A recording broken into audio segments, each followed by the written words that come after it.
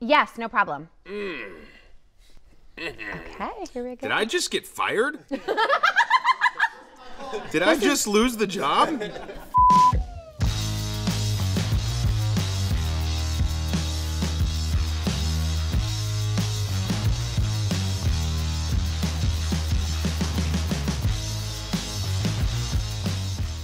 Hello, and welcome to Moviefone. I am Bryce Howard, and this is... I'm Chris Pratt. Yes, and we are here to talk about our new movie, Jurassic World: Fallen Kingdom. And we will answer a few of your questions, and then we'll answer a couple of unscripted ones as well. That sounds good to me. Cool. From Dan K. in Orlando, Florida, and he asked, do you remember the first time you saw the original Jurassic Park? And do you have any cool memories from that that you could share? Yeah, of course I remember. I saw it twice opening weekend in the movie theater. I was, you know, when it swept the world, I was a 13-year-old boy, and I saw it. I was on a date with my dear friend Jessie Caro, and her mom Elaine was with my mom, about 2 rows behind us. And they wanted to set us up because they're best friends, and they had this whole dream like that we would get married and have kids and stuff. But anyways, Jessie's still a good friend, still a good family friend, and needless to say, you know, 2 minutes into the movie, neither me or Jessie remembered we were on a date. We were swept up in a dinosaur movie. This is an unscripted question, Bryce. What's like your, if you had to rank like your top 15 favorite things about me? Yes. I'm just kidding. I'm like, I'm prepared for this. I love that you were like so going on again. Oh, wow. No. I'm like, only 15? Okay. Let's see. You grew up seeing movies being made. Yep. Is there anything in the world you love more than movies? You know what? I mean, my children and my family and my friends, you know. Right. You know what I love more than movies? I love making movies. Like, I actually love making movies more than I love even watching movies. For real.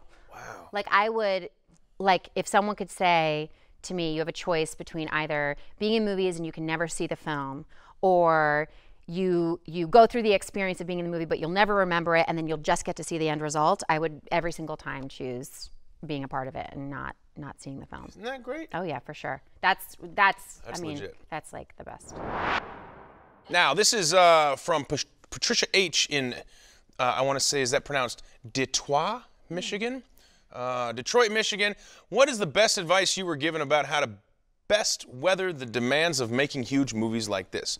Gosh, you know what? I mean, this is pretty boring, but I sometimes when I'm working on a project, like I'll notice like people after work, like they'll go out together, like on the weekends, they'll like go and like do some stuff, and I've never been able to do that. Like when I'm making a movie that's physical, like I go home, when I'm off the set, it's like about recovery, kind of, you know, like you're just trying to conserve your energy and get ready for the next day.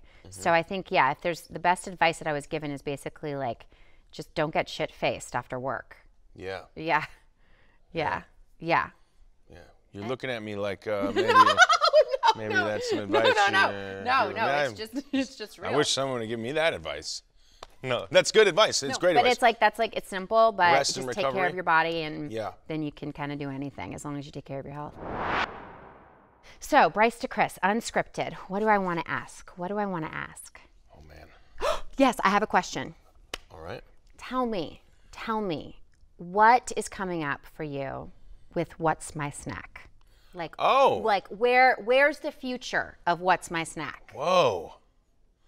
I haven't thought. I'll tell you, it's about to get real. What's My Snack is something I like to do, you know. When you're in the trailer and you don't have anything. When I'm in a trailer and I'm bored and I'm hungry and I'm in hair and makeup. When I find myself in a combination of being groomed, so, you know, and hungry and ready to go, I'll tell you, there's some What's My Snack coming.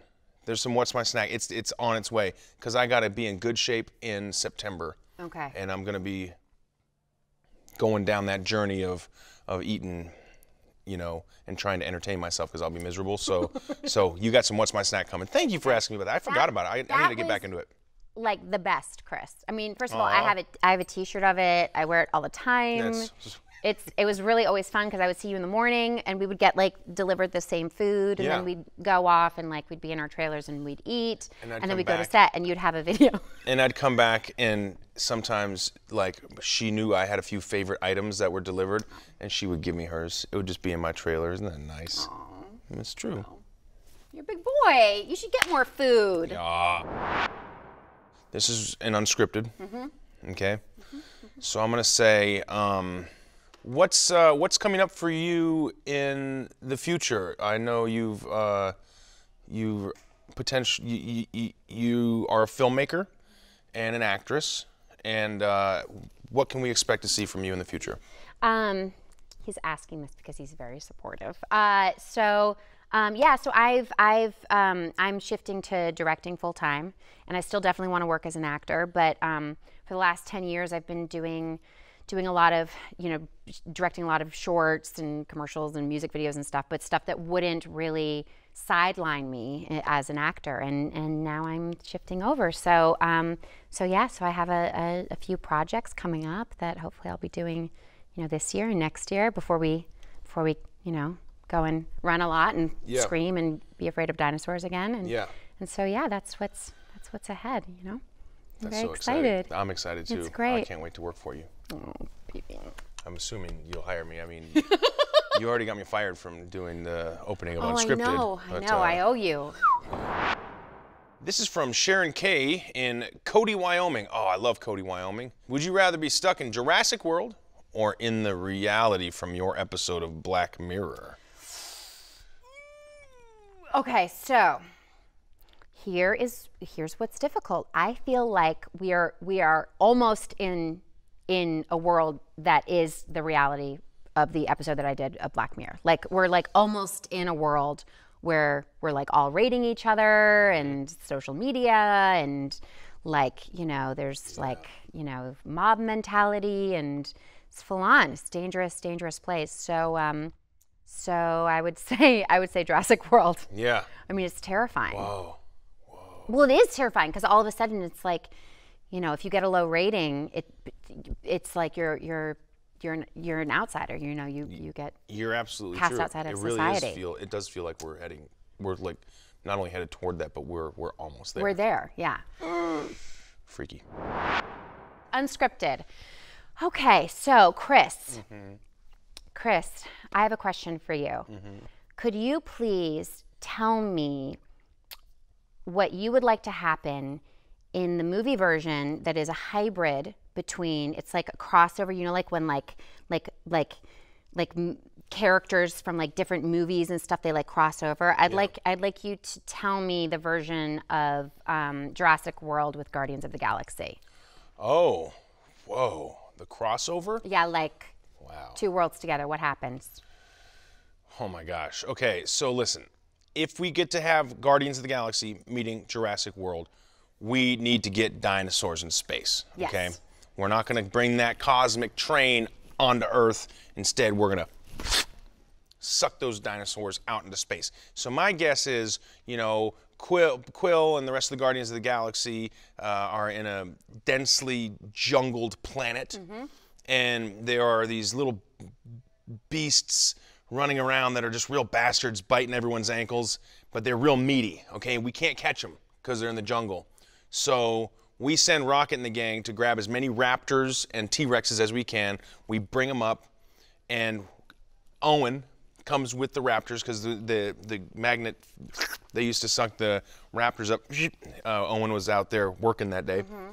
And then, boom, I'm playing two roles. Right, it's like me and Jessica Chastain. Yeah, it's like, yeah. It's like, yeah, are they the same person or are they not? That's right. Yeah, that's right. I'm actually going to get Jessica Chastain to play Peter Quill. That's really for good. my That's off-camera. Smart. She can do anything. Trust me. I know. She's amazing. It's true. She actually would. I actually am not going to let her do that because then you're out of a job. Yeah.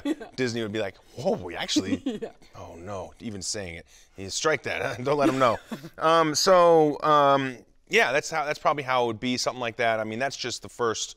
That's like first act. That's the. But we don't want to give away the rest intro. because Yeah, we don't want to give away the bad guy. Like we don't want to. Yeah. This is an unscripted question. How about this? Who are your Hollywood icons, not counting your dad. Hollywood icons, not counting my dad. There's a woman named Frances Marion who was a part of creating the entertainment industry. Frances Marion and Mary Pickford. And this was back in like 1914, right before World War II. And Frances Marion in particular, she was a screenwriter and a director back in 1914. 50% of directors working in the industry were women. 50% of the crew were women.